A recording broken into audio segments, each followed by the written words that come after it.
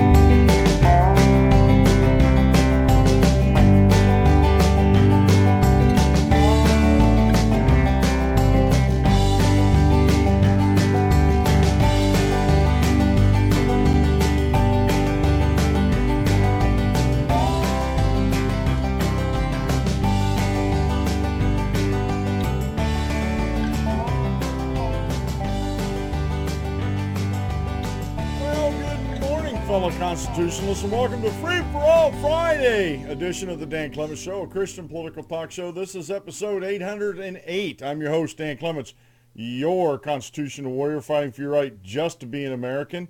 It is May 26th in the year of our Lord 2016. Remember, we are a hyphen-free, PC-free zone. God is still in control, and he does love you. And I'm broadcasting live from the Hemlock Studios here in the beautiful, rainy central Susquehanna Valley in the great Keystone State. I do have the YouTube channel chat room up. I am trying a different arrangement today. I have Blog Talk Radio opened up over on my broadcast computer, and it seems like everything's working okay over there. I don't know about the volumes. I don't know about if everything's set up to work, and I tested it before. So I just with Blog Talk Radio, I'm not sure exactly what's going to be going on there. Now, the reason why I did this was try to take a little bit of pressure off this computer here. I've been actually doing some research on this, and I think eventually I'm going to have to go to a third computer that's going to do nothing but the open broadcast studio and videos and everything on that computer. And then on my desktop, my main desktop, then I can broadcast on Blog Talk Radio there, sort of take pressure off of that, and then just go back on my other computer, my streaming computer, and just do nothing but streaming. So hopefully everything looks good. I'm looking at my open broadcaster on my main computer, and it seems like all the lip syncing is pretty good. So I'm hoping that's coming through on the actual video for you folks. And I like giving these tidbits out of this technology because for YouTubers, if you're a gamer, there's plenty of stuff out there, plenty of tutorials, but when I look through these tutorials, I got to make notes and write these down and see if they convert over to just straight live streaming on YouTube. And there's not a lot out there, to tell you the truth. If I was a gamer, I'd be in like Flint, but I'm not, I'm not a gamer. I'm just a humble podcast host here. I do a podcast on blogtalkradio.com. The links are always in the description below the YouTube videos. I got behind yesterday, had to go do something quick after the show, and didn't get back to it because of my energy and the fatigue. But I'll get everything caught up this morning on the show notes page and on YouTube and everything. But we're having a wonderful Friday here. It's the end of the week. We're coming into the Memorial Day weekend. Show note, I will be doing a show on Monday. We do have some plans at church for a picnic, but they're doing earlier today. They're going to go kayaking, and there's just no way I'm going to be. I love to go kayaking. I love canoeing. I've never really been kayaking, but I love canoeing. But with just everything going on with my fibromyalgia right now, it's not settled to the point to where I can actually. Let me get this thing. My game. I don't know what's going on with There we go. That sounds a whole lot better there. I'm just looking at my levels over on my Audacity on my streaming computer is where I record this show. So, but anyway, getting back Monday, we're going to have a picnic with the brethren at church. We're going to have a celebration there of Memorial Day. I'll talk a little bit about Memorial Day on Monday on the show, a little bit of the history of it, and then we're going to get into more politics. Folks, the PC crowd out there is going to get us killed. They really are going to get us killed. And honestly, I don't think that they're trying to get us killed, but being politically correct is where it's going to lead us, to get killed. This happened, and I really don't want to use the Vietnam War because it's still kind of a fresh wound for folks that are older than me, 10, 15 years older than I am. And it's still fresh in their minds, or any wars since then that we participated in. Whether you agree with the wars or not, I'm not here to debate that particular subject. If you want to debate that, go over to antiwar.com and you'll get all the debate you want on the war front. But the rules of engagement, the ROEs, okay, back in even in the Korean War, they were politically correct. You cannot shoot until you're fired upon, to defend yourself, which is like it's like the old westerns, that you see on TV. It didn't happen that way, folks. The good guy didn't let the bad guy draw first. They didn't stand in the street. It wasn't a normal thing for them just to stand in the street and draw guns against each other. It happened. I'm not saying it didn't happen, but that wasn't the norm if you listen to some of the Western historians and stuff like that. And, the dueling that went on in the Wild West and the good guy code, you got to let the bad guy fire first. What? And this gets soldiers killed. The ROE gets soldiers killed in time of war because of political correctness. The congressmen come in and they put these rules of engagement in, and that comes down from the President of the United States. And it also depends on what type of president we have in the Oval Office. As far as the rules of engagements, the ROEs that are given out. And quite frankly, when you start politicizing and putting political correctness into the military, when you start putting political correctness into politics, when you start putting political correctness into religion, you're committing suicide. You really, really are. You're committing suicide if you're not in the Word, if you're not studying the Word and applying the Word to your life and sharing the Word with the lost and dying world around you, and, leave the political correctness out of it. Politically, we're committing suicide here in the United States because we're doing the same thing. And we're going to talk about all these concepts. And we're going to talk about this in light of what happened over in Manchester, England, and what's being said since then, which it's a bunch of garbage and nonsense by Miss Grande and Katy Perry. The Brits over there, they're still not willing to call this what it is. It's an Islamic terrorist attack. And this is exactly what happened. Oh, we don't want to offend anybody. And I got an audio that I'm definitely going to play here today of a dad with a daughter, and he's furious about what's going on over there. And it's about a 3-minute clip that I'll share with you, but he's furious about what's going on over there. And I'm with him. I'm with him, and he points it out. There's another gentleman I follow, a couple people I follow on YouTube that actually live over there, and they're infuriated by the response of the government, by the local police, and how, the one part of this clip in here, there's an imam, the central imam that's over a bunch of different mosques, and what he says about, we don't preach hate when we preach the Quran. Excuse me? And I got some articles here. I won't read them, but I want to share them, let you know that I have them in the show notes today. So, and then we're going to talk. I got to talk about this thing that the lamestream media is blown up about how the interaction between the Prime Minister of Montenegro and President Trump. and they're making a big deal out of this. And matter of fact, and I'll actually show it to you on the air here, the statement that actually the Prime Minister actually put forth. So, see here, and I do have a new website that I've been using, starting to use, about pronouncing words, and I didn't get a chance to put the Prime Minister of Montenegro's name in there so I could pronounce it correctly. So I'm just going to call him the Prime Minister, because I don't want to butcher his name up as I'm wont to do sometimes. So let's get into the show here. Today's show is not being brought to you by Rocky Mountain High Brands, but I'm just letting you know that's the preferred drink of the official drink of the Dan Clement Show. This is hemp infused, 100 milligrams per drink, and these drinks, these cans are. I'm looking on the can here now to see how many fluid ounces. I hate it when they don't put it right on there. How many fluid ounces is on there? 8 fluid ounces. Look on the label on the back. 8 fluid ounces of drink. There's 100 milligrams of hemp oil.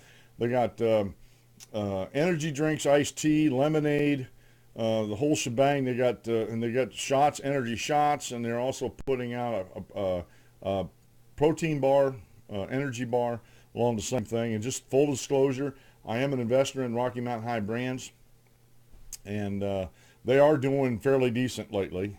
They've actually started going up in price as far as the cost per share on stock. So that's good for me. It's good for the company that they're growing and stuff like that. So that's full disclosure there on that.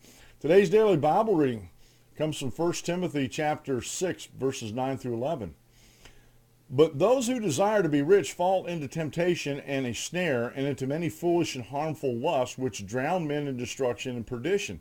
For the love of money is the root of all kinds of evil, for which some have strayed from the faith in their greediness, and pierced themselves with many sorrows. But you, O man of God, flee these things and pursue righteousness, godliness, faith, love, patience, and gentleness. And I want to point out here, because this is one of these oft misquoted verses in the Bible, especially verse 10. For the love of money is the root of all evil. And a lot of people leave out that love of money. They say money is the root of all evil. Oh, and it's not. Money is amoral. It's neither good nor evil. It's how you use it and how you pursue it, whether it's good or evil. So, we have to be careful when we're talking about these things. We have to be careful when we're actually, using Scripture to make sure we're using it correctly. Our quote meal is a Welsh proverb. Now, Welsh is from Wales, if you don't know that already. There are 3 things that only God knows. It's not the only thing he knows. It's just these are 3 things that only he can know. The beginning of things, the cause of things, and the end of things. Some profound wisdom in there. Today's short Bible lesson comes from Al Shannon from biblicalproof.wordpress.com, and it's spiritual suicide. And there's a lot of things in there about self. If you let yourself get in the way of what God wants you to be and to do, you're committing spiritual suicide. And I thought that was a really good article. And folks, sometimes I don't even look for these articles. Sometimes when I put the show together, it just sort of fall together, and I prefer to look at that as providence from God. All right, I have this on. Let me get this set up here. I have this tweet from the government of Montenegro, and if I'm pronouncing his name right, and I'll try it real quick here. The Prime Minister of Montenegro, his name is Duško Marković. Duško Marković. And let me get this up here for you. I want to get a full screen of it before we go over to that. Okay. Now here's his statement. And this is talking about in response to this video that, and I'm not going to share the video with you here, but this video that President Trump looks like he's pushing him out of the way, right? But the thing is, if you look at the video, and you can go look this up, and I am producing a video a short video to make some comments on this to put up on YouTube and VidMe. But here's his response to that. And I looked at that video, and the first thing I looked at, the Prime Minister of Montenegro, Mr. Marković, was actually smiling and kind of laughing jovially about that. And we don't have audio on it. It's just video clip, and I'm looking for the full audio of it. I'm not sure if someone who was taking the pictures or wanted everybody standing there didn't yell at President Trump, "Hey, you need to get up front here." Now, President Trump's a fairly tall guy. He's taller than most everybody there. So I'm just wondering if somebody yelled out, "Hey, President Trump, you need to come up front." And he was jostling Mr. Markovic, a little bit, and he smiled. And if you look, they're dressed almost the same. They got almost the same color blue, and I'm not real big on shades of blue as far as distinguishing, but they both got a blue tie. And he didn't look offended or anything. And this is what he said. This is his answer to the journalist about what happened here, right? This was an inoffensive situation. That means there was no offense there. I did not see it in any other way. I had the opportunity today to thank President Trump personally for his support, speed, ratification of the accession protocol in the United Senate, the overall support for Montenegro's Euro-Atlantic integration, and of course the further development of our bilateral relations. But when journalists are differently commenting this scene, I want to tell you that it is natural for the President of the United States to be in the front row.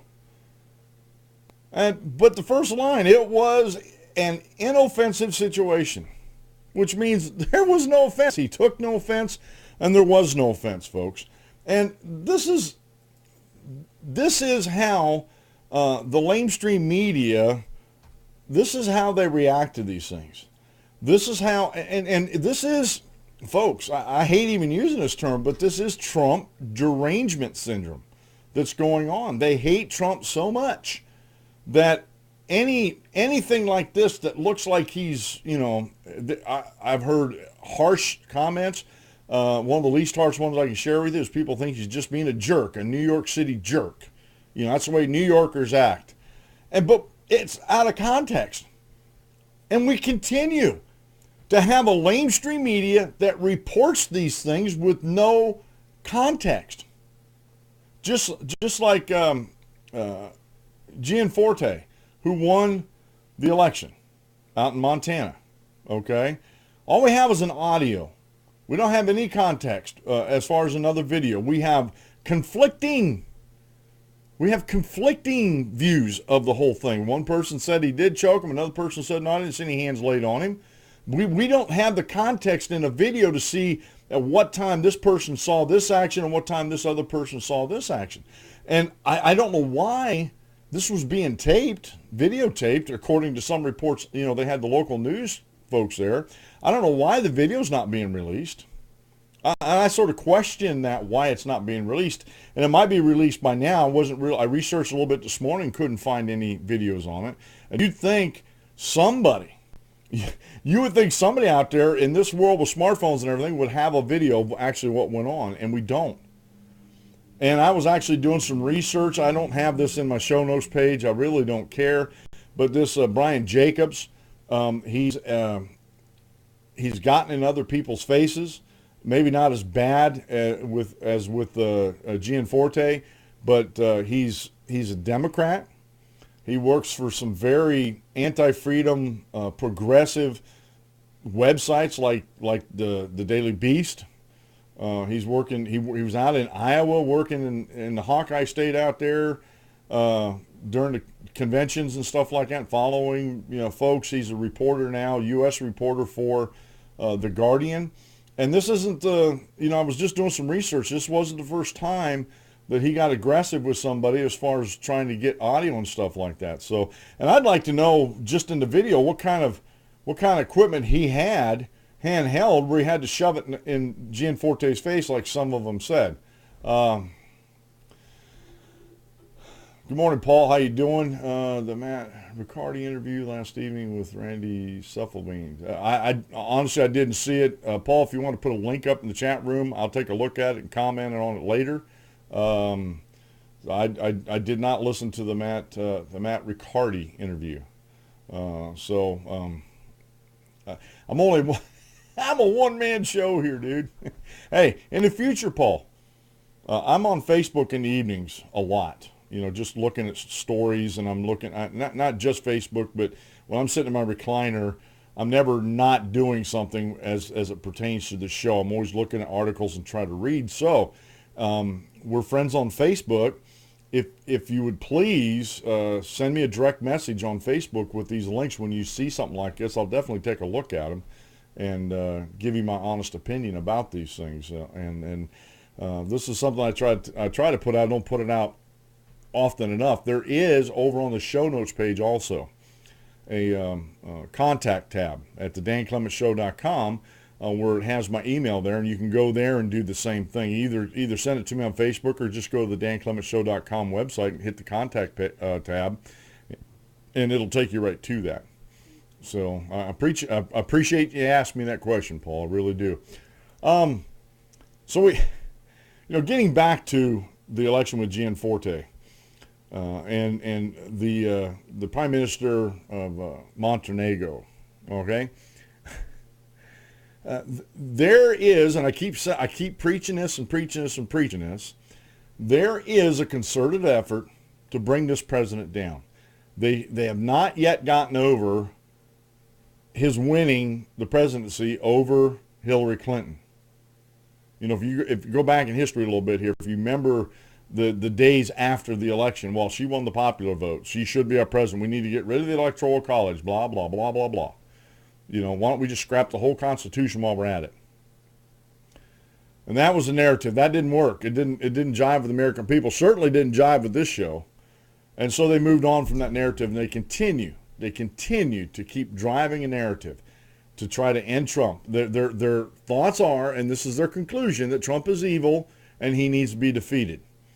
And so we're going to craft a narrative. We're going to do everything we can in our power to actually defeat him. And that includes not telling stories about opponents. This Gianforte, and I'm not saying he was right in what he did. I'm not saying that at all. When I was a truck driver, I remember there was an article they put up outside the safety office. This was when I was with Metropolitan Trucking out of their Bloomsburg, PA terminal. And this driver in a cab over out in western PA on Interstate 80 got tired of this car messing with him, slowing him down so he couldn't get a run trying to go up another hill in a construction zone. And the guy lost it. And he tagged the car from the back, and on the newer cars, if you tag them like that, a lot of times they have sensors that'll shut the engine off. And the guy, they had a picture of him literally pushing the guy through the construction zone. Now, it was towards the end of the construction zone that he didn't push him for miles and miles and miles. The truck driver got arrested. I didn't agree with it, he did, but there were days when I was going out driving, that I thought, man, if these people don't quit messing with me, I'm going to start pushing them. There were days I thought that. So therefore, I'm not, I said, I don't agree with what he did, but I can empathize with him, because there are days like that when I read some of what these reporters do, how they treat people, whether it's President Trump or anybody else, that I just want to take them out, behind the woodshed and smack them around a little bit, but, So, this whole thing with the Trump derangement syndrome has really spread throughout the whole mainstream media, to the point that they're not even reporting wrongdoings of other candidates that they support. Like Gianforte's opponent for the congressional race, which he lost. Gianforte won, but his opponent, Rob Quist, has a FEC complaint filed against him, and it was filed against him before before yesterday's last night's election yesterday. He was coordinating with an outside group that he wasn't allowed to do with the campaign, and this is from the Free Beacon. Let me get over to the article here real quick. Okay, this is from the Washington Free Beacon by Madeline Weast, W-E-A-S-T. A complaint filed in the Federal Elections Commission against Montana House Democrat candidate Rob Quist says he illegally coordinated with an unregistered political committee that distributed newspaper inserts aimed at reaching undecided voters. The complaint was triggered by a Bozeman Daily Chronicle report on the newspaper insert, which was crafted by a group of Montana writers supporting Quist. The report states that the creators of the insert consulted with the Quist campaign on where it would be most effectively reach undecided voters. The 24-page insert can be viewed at WeTakeOurStand.org, is described on the website as a rapid response anthology of Montana writers speaking out in favor of protecting public lands and support Democratic candidate Robert Wist. It includes original writings and photography. It goes on talking about that. But Joe Dooling, chairman of the Lewis and Clark County Republican Central Committee, filed a complaint with the FEC stating that Quist's campaign illegally coordinated with the group and that the group failed to register its $10,000 worth of fundraising that was used to benefit Quist. So there's a complaint there. There's an absolute complaint there. But when I was going through last night and reading articles about Gianforte, this popped up in my research. But then when I went and searched New York Times, Washington Post, Atlantic Constitution, CNN, all this, nothing. Just crickets. Nothing. And this is a serious allegation. I'm not saying what Gianforte did wasn't serious. It's the sheriff, misdemeanor assault charges. So it's it's not legally, it's not a big deal legally. In full disclosure, the sheriff of the in the county where this happened gave $250 to the campaign. Okay, and that was full disclosure. He was the one to disclose that. It wasn't like he was hiding anything. But they're trying to craft a narrative, and Gianforte unfortunately got caught up in this narrative. Like I said, I don't agree with what he did. I can empathize with him. There's days, that there's days you just want to take some foolish or idiotic people aside and slap the idiocy out of them. I mean, and we don't. Normal people don't go around doing that, but maybe he just had enough of the garbage. And Ben Jacobs, I'm still trying to find some more articles about him. Who knows how much of a provocateur he is. And like I said, we don't have a video to see how close he got that recording device to Gianforte's face. To me, you got a certain bubble. Even reporters should remain outside of that bubble. And if they don't remain outside that bubble and you're asked to remove yourself from that bubble and you don't, you can chalk it up to you're being aggressive. Now, the lamestream media doesn't look at it this way, but I think we need to start looking at things in context. And if we don't have the context of what's going on, people need to shut their pie holes and do some research and find out what the context is. But we're in this trigger-happy, gunslinging freedom of the press in the United States with the lamestream media. I mean, they're like the old villains of the West. That they see something they don't like, even if it's good, bad, or indifferent, and they're ready to draw and drop it. They're ready to draw and fire and kill what's ever in front of them. And that's exactly how the lamestream media, how the anti-freedom groups, how the Democrats and the DNC are operating. They're not waiting for context. Oh man, that looks bad for Trump. Let's report on that. Oh man, these Russian leaks. This would be real bad for Trump. We don't have any proof or evidence. This would be real bad for Trump. So let's report that. Let's quick draw this out there and get this out there before anybody else without any proof, any confirmation, anything. And that's why you don't hear me. Time and time again, I go to YouTube and I watch even some of the so-called quote-unquote conservative YouTubers out there. Sometimes I think they get too quick on these stories and they end up either having to do a retraction or they just forget about it altogether and hope people don't remember it. And I've never been quick on the draw on these things. I want them to play out a little bit. Like I said, I was researching this. This thing hit my social media especially on YouTube or Facebook, pretty hard last night with the Prime Minister of Montenegro. Oh man, I looked at that clip and I'm like, it looked like they had a little joke going on there, And honestly, President Trump's a tall guy. I can believe he was staying behind some of the shorter ones there. But when he might have been called up, and I'm still looking for the full video on that too, whether they're going to release him or not. I don't know. They should, but I don't know.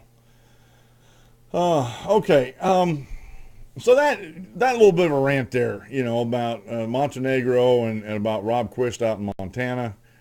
Just another example how the lamestream media tries to craft a narrative to push an agenda that they agree with to destroy folks that they don't like. And I'm telling you, folks, all the hoopla that's coming out of the White House is not coming out of the White House. It's being directed at the White House through the lamestream media, trying to throw anything they can up against the wall and see what sticks. Now, and there's a lot of people out there, and just this little side note for me, and not that I hate Ted Cruz. I like him as a person. I like some of his constitutional stances. I don't like everything he does politically. But there are people saying, well, man, maybe Ted Cruz would have been a better choice to be in there. No. I've seen Ted Cruz time and time again cave to political correctness. Not all the time, but I've seen him do it. And I just have that sinking suspicion that Ted Cruz is too much of a politician. And I'm not saying he's not a fighter and wouldn't fight back. I'm just saying he's too much of a politician, and he would have politicized things, I think, way too much. And Trump's just not doing that. Trump's not taking the bait. Trump's not letting them carry the narrative. And people are saying, well, Trump needs to stop tweeting. No, I think he needs to tweet more. He needs to still do that end run around the lamestream media. He needs to do that old Green Bay Packers sweep when Vince Lombardi was there. You could call across the line and tell the defense of the opposing team that, hey, we're gonna do a sweep, and it's going to be to our right, your left, and you're not going to be able to stop us. And they could telegraph that they're doing a sweep, and the defenders still couldn't stop the Green Bay Packers back in the day under Vince Lombardi. And this is exactly what Trump's doing. I'm not saying that he's saying about Vince Lombardi. All I'm saying is he's doing an end run around the lamestream media by doing his tweeting, and they can't stand it and they can't stop it. They can't stand it and they can't stop it. And I'm laughing. I am laughing my backside off about that because of the lamestream media self-importance out there that they everything must go through them. Must go through them. I was watching. Someone shared a meme with me on Facebook. They know I like funny things. They know I like puns, a good pun. But it was one of the reporters, I think, from NBC or CBS, one of the big the lamestream news outlets on TV. And it was this report just in. President Trump cut off the tags on the bottom of his mattress. And then they started going into how they got to get impeachment proceedings up because he cut the tags off the bottom of his mattress. Oh, what a crime, right? Now, I got a couple stories here. One, British reporter blast hypocrites. We choose to let jihadi in. We choose for our little girls to be slaughtered. And this is a BizPack review. It's a real short article here by Cameron Sabia over at bizpackreview.com. He posted on the 24th. Manchester Mayor Andy Burnham, the leader of the city where 22 people were killed in a terror attack on Monday, said it's business as usual in the city. A comment that set British writer and anti-radical Islam crusader Katie Hopkins, who some have called the British Ann Coulter, just set her off. Okay? I want to scream at him. Business as usual? Hopkins wrote in an op-ed for the Daily Mail.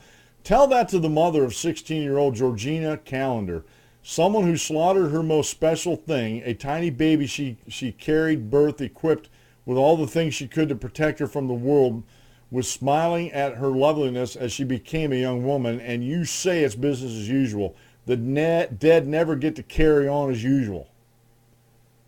And folks, I'm not going to read the whole thing. The link will be up in there.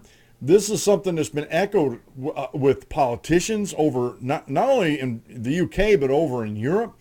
That this is not a big deal. That this is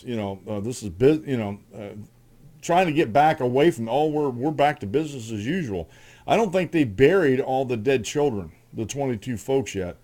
who passed away in that. And I don't think everybody's out of the hospital yet who are injured. So I don't know how they can say this is business as usual over there. What's business as usual in the UK, and especially over in the EU, is allowing these jihadists, literally getting away with murder, and supporting for the likes of me. I don't understand how we in the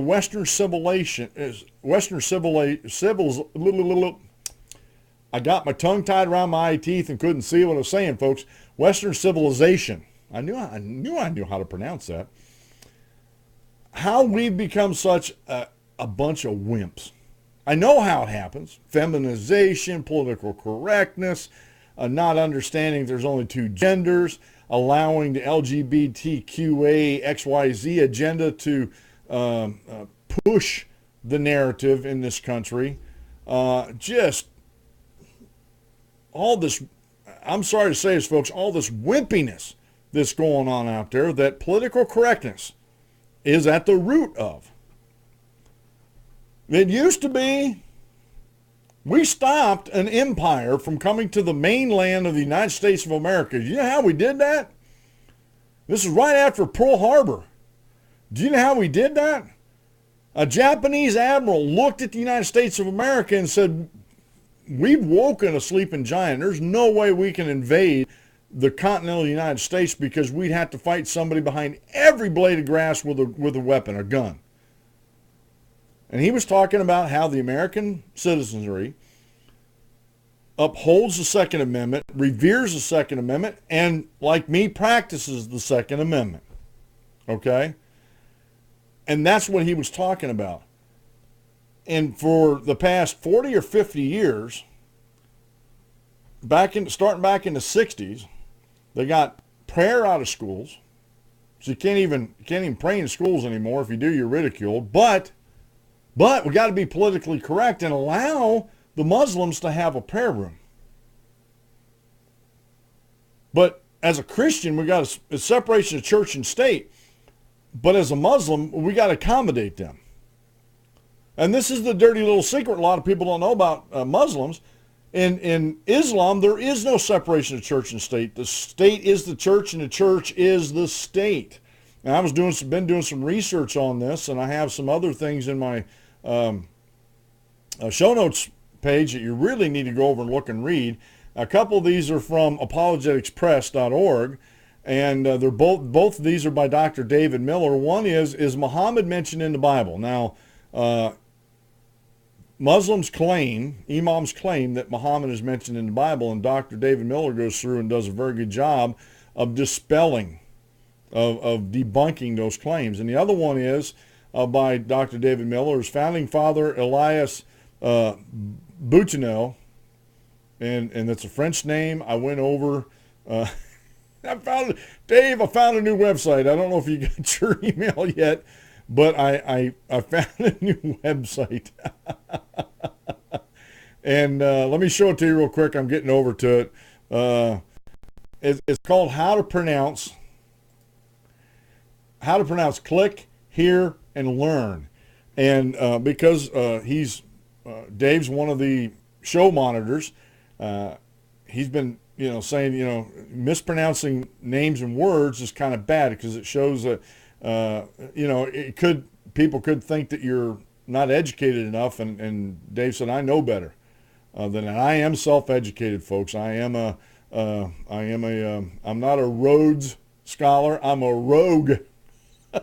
I'm a rogue scholar because I look at things that pertain to me, that interest me, and I research these things that interest me. So that's the website up there. Howtopronounce.com. I'm going to put it in the YouTube chat room here real quick, just so folks can have that. I'm going to actually link that in the show later on. Now, why didn't that copy? Oh, I keep saying this a lot too. Air is human, but to really foul up, you need a computer. Let's see if we got it again. There it is. www.howtopronounce.com. Great website. Put several different words in there, and especially how to pronounce Elias Boutineau.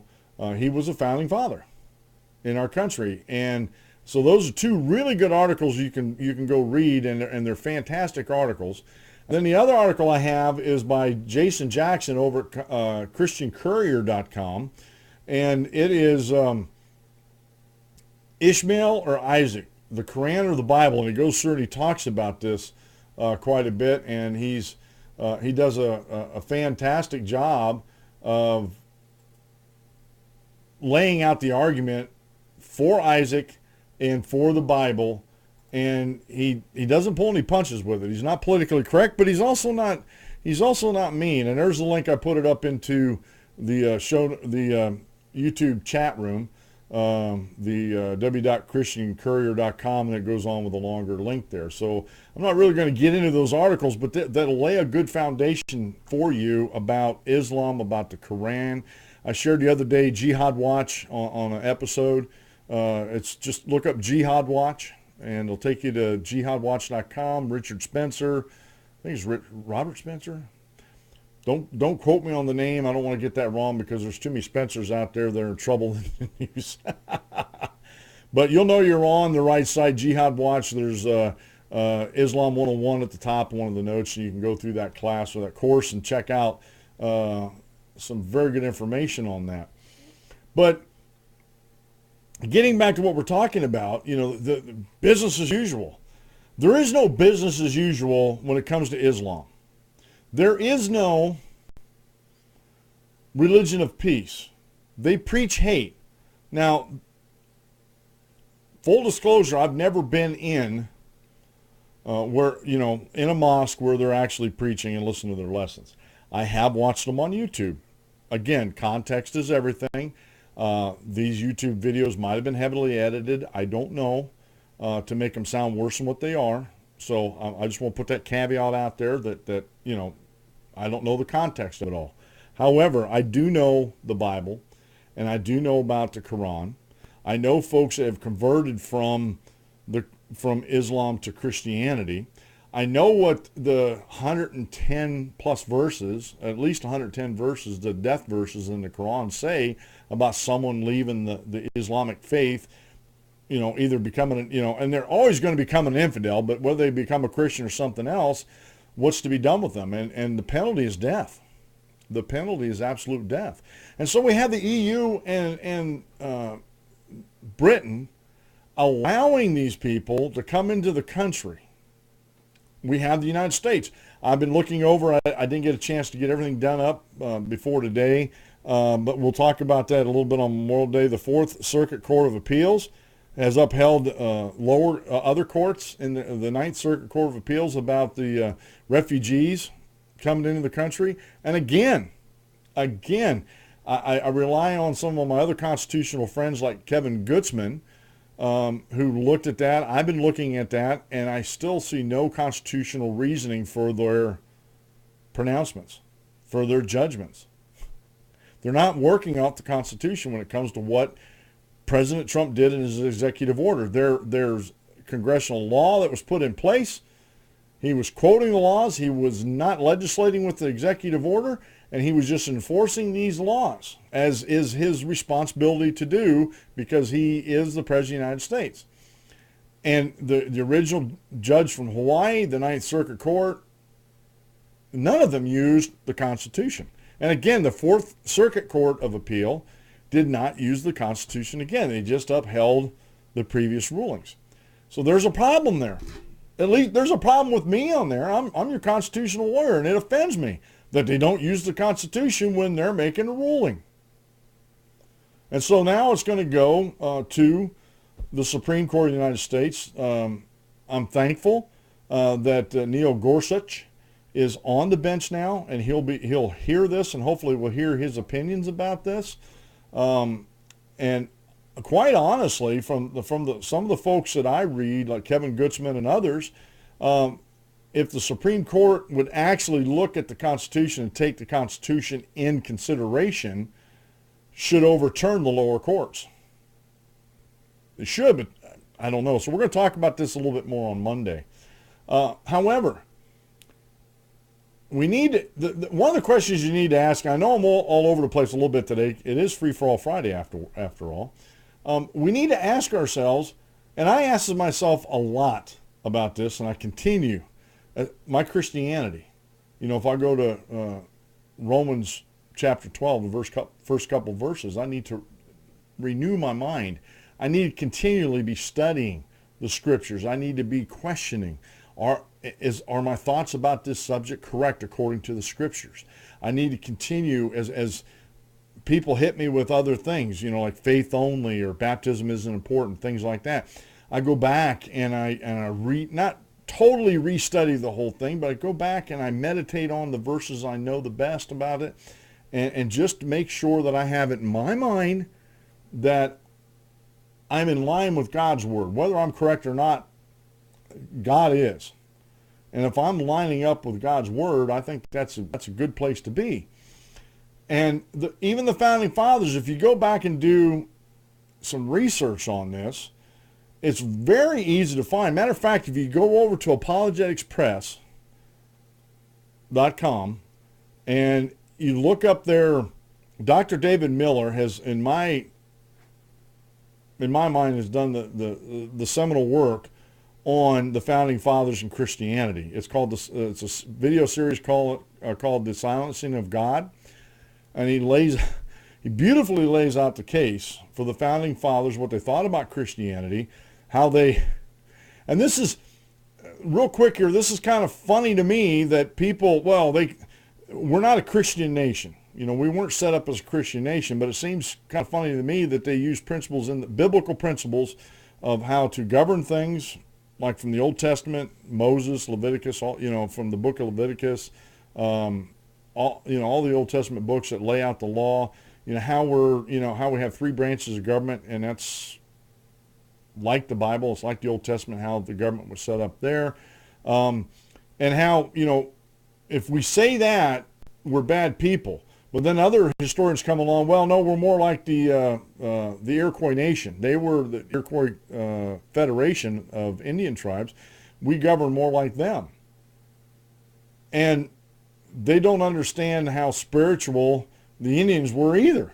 But we'll accept that. Same way with Islam. Well, we'll accept Islam even though Sharia law and the very nature of Islam goes against the freedom of religion in the First Amendment of the Constitution, our right to practice our religion.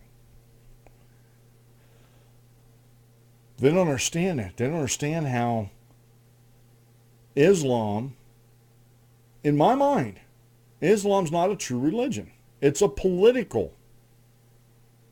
It's a political structure that is. It's almost like a wolf in sheep's clothing.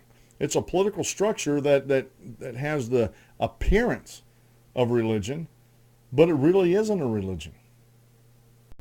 It was how I consider what's correctly a religion is who started it, the verses that support it, are they accurate? And the Quran, many verses in the Quran have been found to be inaccurate. And I've told you before about reading the Quran. It's very broken up. There's very little that's systematic in the Quran.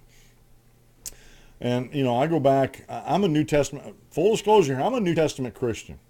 I don't take on a denominational name. I'm just a Christian, as it's spoken of. They were first called Christians in Antioch. I'm a Christian. I'm a disciple of Christ. And I trace the Church of Christ that we call ourselves back to AD 33, when Jesus Christ told Peter, upon this rock, when Peter asked him, who is the Messiah? And they said, some of the apostles said he was one or another of the old prophets, and Peter said, well, you're the Christ, you're the Messiah. He had faith in that. Peter had faith in that statement. And Jesus said, upon this rock, upon the rock of your faith, I'll build my church, and the gates of hell shall not prevail against it. And then Peter, on the first day of Pentecost in Acts chapter 2, delivered the first Christian gospel sermon. and explained to the folks, the whole or an Old Testament history, how we got to where we're at with the crucifixion of Christ. And he condemned that generation, saying, you and your actions put him on the cross. And they turned and said, what shall we do? How shall we get away from this condemnation? We don't want to be under condemnation when it comes to God. And Peter told them, Acts 2:38, repent, turn away from your sins, and be baptized for the remission of your sins, and receive the gift of the Holy Spirit. That's where the church started. On that first day of Pentecost, Christ laid the foundation for his kingdom. On the first day of Pentecost, after Christ's ascension into heaven, the church began with those baptisms. That's talked about at the end of the second chapter.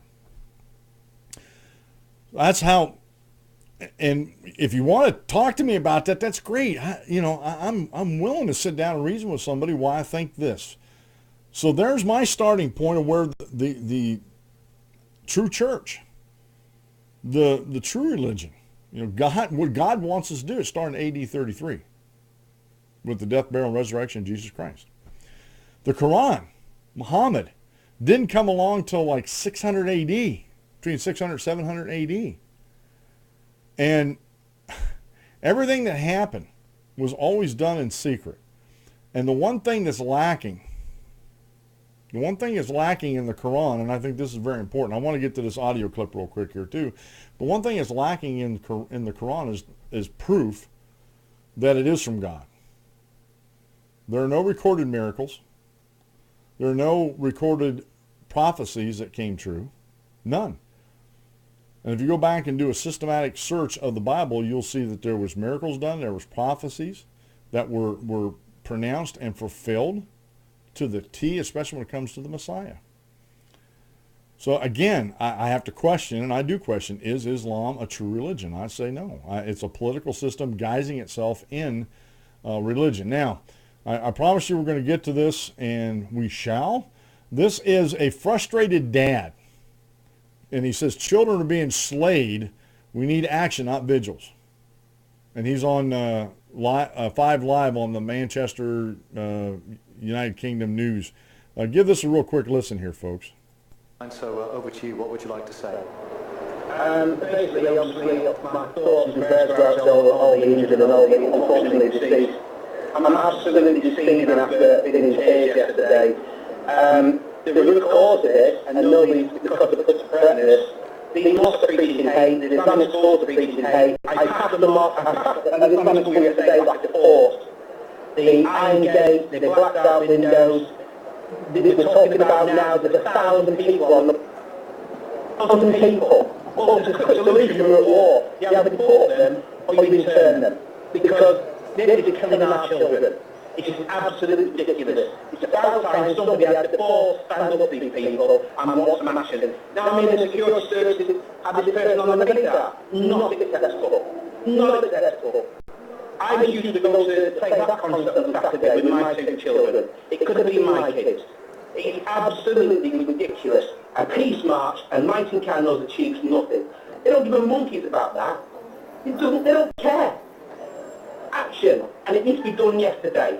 And if we need money from our armed forces, we need security services, yeah, find it. Absolutely find it. It needs to be done. Chisti, who's going to speak now, because you haven't heard the call there from Guy in Manchester. Good morning. Morning. He's saying that they're preaching, we've got the Imam now, you're saying they're preaching hate in the mosques, Guy. He's sitting here, he's got the headphones on, he's listening to you. Just sum up your comments about that to him and we'll get a response. It's a secret society. We don't know what's going on. There's more and more mosques being built. It's not good enough. We know that this guy was actually in one of these mosques, and he was being hate preached against him. We know this guy travelling backwards and forwards to Libya and Syria. I'm sorry, political correctness needs to go now. Our children are getting killed and maimed. It's our culture, our country. Respect the laws. And if it's up to me, I'd bring in, like in World War II, ID cards. I'm so upset. Let me put those points. I can hear that. I can hear Imam Irfan Chisti. Whatever he's saying basically, and guys, I'm beginning is there's hate being preached in the mosques. First of all, good morning, Guy. I'm really glad that you raised that point, because I am worried that that kind of voice and that kind of message is out there. I want to say to you categorically, there is absolutely no hate preaching going on in any mosque that I know of. I am the Manchester Central Mosque Imam. We have about 3,500 people every Friday, and you are more than welcome to come to listen to my sermons any week, and come and listen to that message of love, a message of cohesion. When you say our country, our culture, I am equally, if perhaps not more proud of this land than many of my own English friends, I have to say. All right, that was the central imam there that was talking about we don't preach hate. And the furious dad on that report there that was talking to Live or 5 Live there in Manchester, I think he hit the nail on the head. It's a secret society. He was talking about culture, the furious dad, and then his imam came back and made a comment about the culture. I'm if not as much or more about the culture. The problem is, folks, and this is what we have to drive home when we're talking about this. Islamic culture is not compatible with Western civilization. Islamic culture is not compatible with Christian culture. It's as simple as that, folks. And it's not hard to understand. Go read, if you would like, go read the Quran. Or get a trusted source like Jihad Watch that'll teach you about the Quran, teach you about Islam, teach you about Sharia law, and some of the laws that are in there. Is it right? Is it right that a father, because his daughter steps out of line, can behead her to spare the honor of the family? Is that something you want here in the United States as a standard operating procedure? Business as usual, as some politicians would say. What about allowing men to marry 6, 7, 8-year-old girls and think that's okay? It's not compatible with Western culture. It's not compatible with Christian culture. Period. End of story. Move on to the next line. I mean, folks, it is, to me, it is ridiculous how some of these folks take PC to the point where it's going to destroy our culture, which, like I said, Islam is not compatible with freedom and liberty. It never has, never will be. And that is part of the American culture. That is, quite honestly, not unique only to us, but that's what makes the United States of America unique, is that we have freedom and we have liberty. The founding fathers set the country up with we the people in mind and looked at us as the sovereigns, not some self-appointed person or dictator, potentate, monarch, whatever you want to call them, that claim the title of being a sovereign. And the founding fathers looked at the mess that Europe was in when they started looking at setting up the governance of our country, started thinking about the Articles of Confederation and then replacing those with the Constitution, that they looked and said, look, people have always come before governments.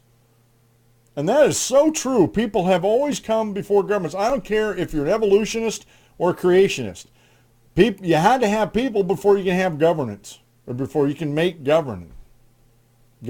And that's simple fact. And so they looked at the American people saying, look, I know they knew it was a radical idea, but they looked at the American people as sovereign. And saying, how can we set a government up that allows the American people to be sovereign, but we also recognize there has to be some little bit of governance, of government, to do some things that we can't do, like defend the country, as, collectively defend the country as states.